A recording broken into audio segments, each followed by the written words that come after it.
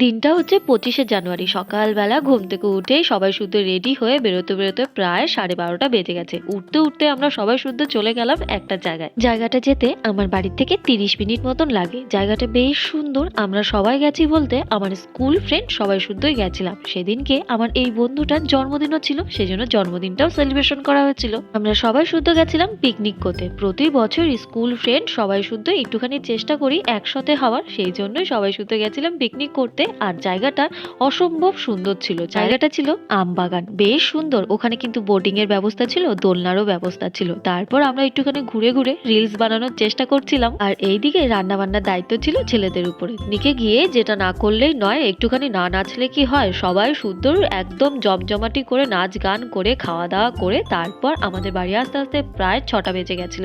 আজকের জন্য ভিডিওটা এখানেই শেষ করছি। আবার দেখা হবে পরবর্তী ব্লগে। ভালো লাগলে অবশ্যই আমার চ্যানেলটা সাবস্ক্রাইব করে দিন।